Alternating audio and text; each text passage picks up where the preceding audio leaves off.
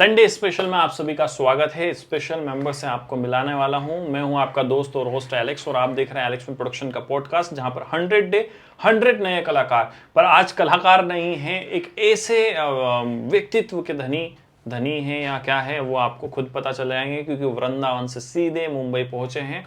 और वो क्यों पहुंचे हैं, क्यों नहीं पहुंचे हैं, तो वो तो खुद ही बताएंगे। तो आइए मिलते हैं। हमारे बीच में आ चुकी हैं देवी जी। तो देवी जी, आप कैसे हैं? मैं बस श्री जी की कृपा से बहुत अच्छी हूँ।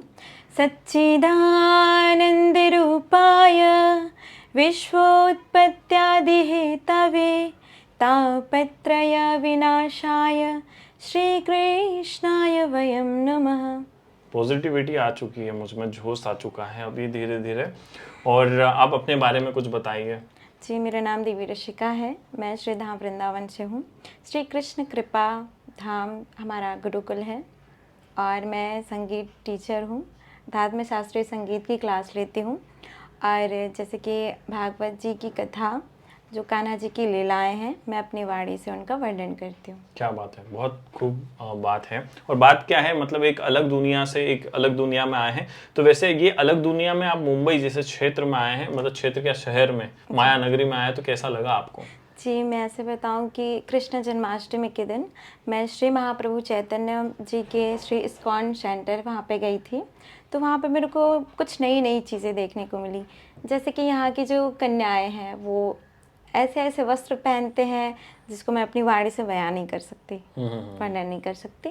और देखिए, वस्त्र जैसे भी हो, आप ठाकुर जी के हैं तो ठाकुर जी के प्रति आपके मस्तक में उनके चरण पादुका रहना चाहिए, तिलक रहना चाहिए, कंठ में आपके तुलसी के माला रहना चाहिए। मैं तो यही कहूँगी। क्योंकि देखिए आज संडे स्पेशल है और आज हमने इन्हें फोर्सफुली क्योंकि पहले तो मना कर दिया था उन्होंने। और मेरी वाइफ जो है श्रद्धा है, उनकी बहुत अच्छी मित्र हैं और उन्होंने बोला था कि आ जाओ, मुंबई घुमाते हैं। एलेक्स फिल्म प्रोडक्शन में है और पॉडकास्ट चल रहा है, शायद आपने देखा होगा, और वीडियोस वगैरह हमारी टीम ने दिखाया होगा कि नए नए कलाकारों से मुलाकात करवाते हैं। तो संडे स्पेशल है, तो सवाल वही जो कलाकारों से पूछते हैं, आप सब आपसे भी वही सवाल पूछेंगे आज। तो पहला मेरा क्वेश्चन ये है कि आप किस एक्टर को फॉलो करते हैं? देखिए, एक्टर की बात करूँ तो वो हमारे श्री श्याम सुंदर, हमारे ठाकुर जी हैं। क्या बात है, मतलब वो तो जगत एक्टर हैं, क्योंकि उन्होंने तो बहुत सारी रास लीलाएं रची है अपने समय में। एक्ट्रेस की बात करें तो देखिए, राधा मेरी स्वामिनी, मैं राधे को दास, जन्म जन्म मोहि दीजिए श्री वृंदावन को वास। तो वो श्री हमारी राधा रानी है। क्या बात है। तो मतलब अब बात कर ले विलन की, तो विलन में वो तो फिर आपको पता ही है, कंस मामा जी। कंस मामा, अच्छा हुआ बच गए हमारे अमरसपुरी जी, क्योंकि हमेशा अभी तक जितने भी मिले हैं उन्होंने अमरसपुरी जी का ही नाम बोला है। बट कंस जी एक्चुअल में बहुत बड़े विलन थे उस समय के। और अगर हम बात करें कि फेवरेट, मतलब बोल सकते हैं कॉमेडियन जी, ऐसे तो श्री हमारे नारद जी हैं, जो एक स्थान पे कभी नहीं रहते और इधर की बातें उधर करना, फिर तो पूरी तरीके से कॉमेडी, और कॉमेडी के साथ में मतलब बोल सकते हैं कि और ज्यादा बुलबुले के साथ में बहुत लड़ाकू प्रवृत्ति के भी हो चुके थे नारद जी। तो क्योंकि इधर की उधर बात करेंगे तो लड़ाई तो भड़केगी और पंचेस तो मारते ही मारते थे, नारायण नारायण करके। और अगर हम बात करें कि मुंबई में कैसे आगमन हुआ आपका? जैसे कि यहाँ पे श्रद्धा मैम है, उनसे मेरी पहले वार्तालाप होती थी इस विषय पे। किसी न किसी प्रकार से मैं उनसे जुड़ी हुई थी, तो ये सारी चीज़ें देखती थी, जैसे कि धार्मिक देवी आदि पराशक्ति, राधा कृष्णा, श्री गणेश, ये सारी चीज़ें मैं देखती थी।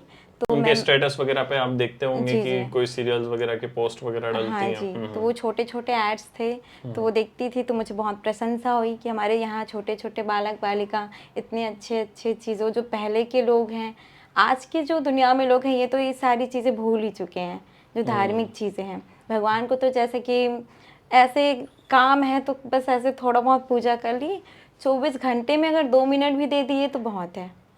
तो मुझे बहुत प्रशंसा हुई कि यहाँ के छोटे छोटे बालक बालिका ये अच्छे अच्छे कार्य कर रहे हैं, श्री राधा रानी के किरदार निभा रहे हैं, श्री जी के किरदार, गणेश जी के किरदार, श्री हमारे श्याम सुंदर ठाकुर जी के किरदार निभा रहे हैं। मुझे बहुत और उनके प्रशंसा मित्र हुई। और सखी सहेली जी, वगैरह के जी। भी बहुत सारे किरदार हैं जो जी, कर जी। रहे हैं।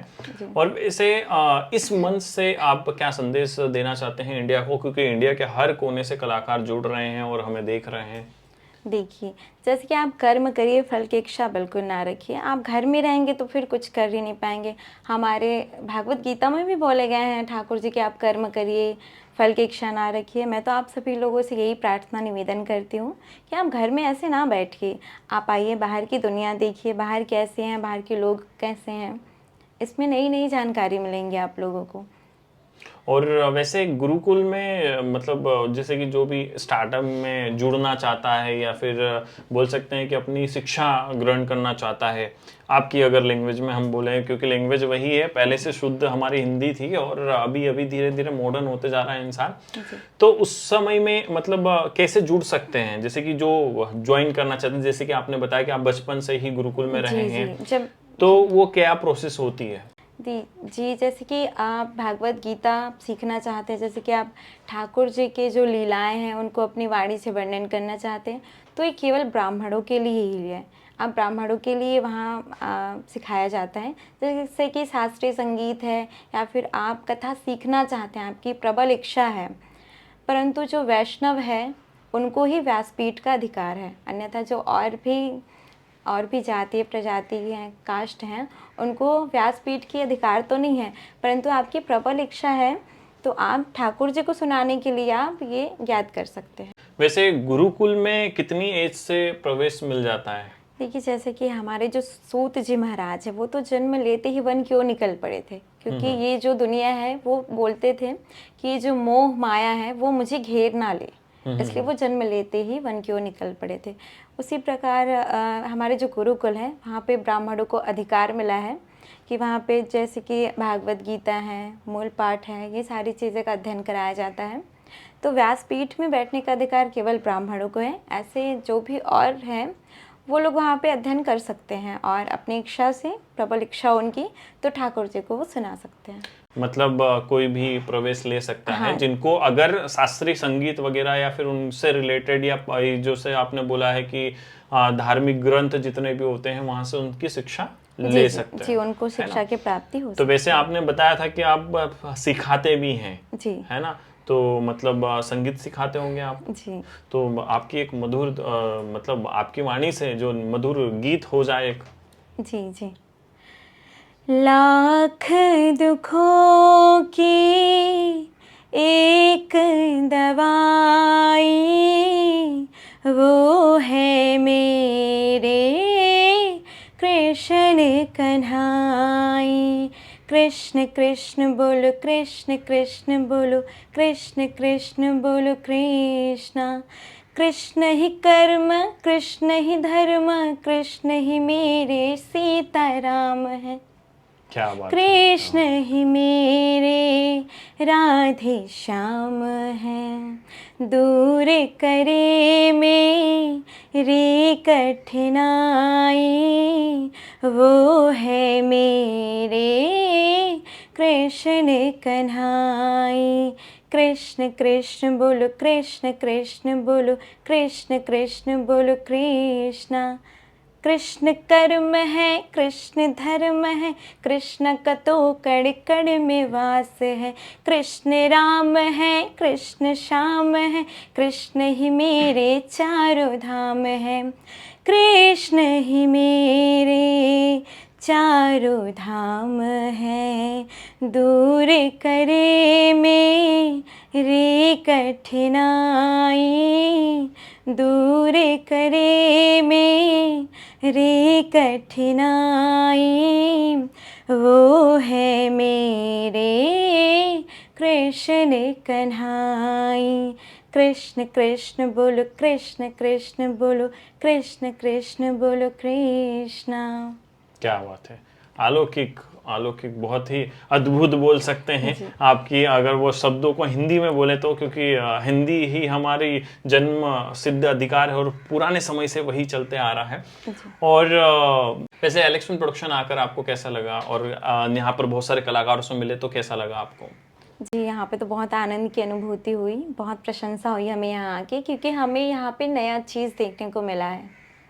तो वृंदावन से सीधे यहाँ पर आ गए हैं और आप लोगों को बहुत सारी चीज़ें कहीं भी है, और अगर कोई श्लोक के माध्यम से अगर आप किसी को बोल सकते हैं कि मोटिवेट कर सकें, और बहुत सारे ऐसे भी हैं जो पेरेंट्स अपने परिवार बच्चों को सपोर्ट नहीं करते हैं या किसी भी चीज़ में वो आगे बढ़ना चाहते हैं और वो बढ़ नहीं पाते, तो उनके लिए क्या कहना चाहेंगे? मतलब माता पिता को, स्पेशल माता पिता के लिए एक कुछ। देखिए, माता पिता जी से तो मेरी यही प्रार्थना है कि आप अपने बालक बालिका जो भी हैं आप उनको बाहर भेजिए, बाहर की दुनिया दिखाइए, क्योंकि आज के समय पे तो समय बिल्कुल सही नहीं है, किसी पे विश्वास करने के तो लायक है ही नहीं। परंतु हाँ, मैं तो यही प्रार्थना करूँगी कि सभी बच्चे को आप उनके पैरों पे खड़ा करने के लिए उनको आप सपोर्ट कीजिए। और बाकी का इलेक्शन प्रोडक्शन है ही सही, जहाँ पर आप सेफ्टी देख चुके हैं कि हमारे यहाँ पर किस तरीके से कलाकार आते हैं, कैसे जुड़ते हैं और कैसे उनको अपॉर्चुनिटीज मिलती है। जी। और हाँ, जिनको ज्ञान, जैसे कि कोई भी मैं बताना चाहूँगी, जिनको कोई भी चीज़ अगर बार बार प्रयास कर रहे हैं उनमें सफलता ना मिले, तो उनको ये श्लोक का गान करना चाहिए। अज्ञानतिमिरान्धस्य ज्ञानाञ्जनशलाकया चक्षुरुन्मिलितं तस्मै श्रीगुरुवे नमः। जय जय श्री राधारमण, जय जय नवल किशोर, जय गोपी चित चोर प्रभु जी, जय जय माखने चोर। क्या बात है, मतलब इस श्लोक से आप अपने जो लक्ष्य तक है पहुंचने में आपको सहायता मिलेगी जी। तो ये सभी के लिए एक जो भी सफल होना चाहता है इन श्लोकों का अभ्यास करें। और बाकी का हम डिस्क्रिप्शन में पूरा श्लोक दे देंगे, तो आप डिस्क्रिप्शन में जाकर इस श्लोक को कॉपी करें और प्रैक्टिस करें और आगे बढ़े। निवेदन करना चाहूंगा कि इस चैनल को सब्सक्राइब और बेल आइकन प्रेस करना ना भूलें, और वीडियो को ज़्यादा से ज़्यादा शेयर करें, उन कलाकारों तक पहुंचाएं जो एक्चुअल में फिल्म इंडस्ट्री में आना चाहते हैं और सही प्लेटफॉर्म चाहते हैं, क्योंकि बहुत सारे फ्रॉड और अननेसेसरी चीज़ें होती हैं जिनसे कलाकारों की हिम्मत टूट रही है, और हम चाहते हैं कि उनको सही प्लेटफॉर्म मिल सके। हमारी जो मास्टर ब्लास्टर सेशन हो रहा है उसके लिए आप अप्लाई कर सकते हैं। शाम, जय महाराष्ट्र।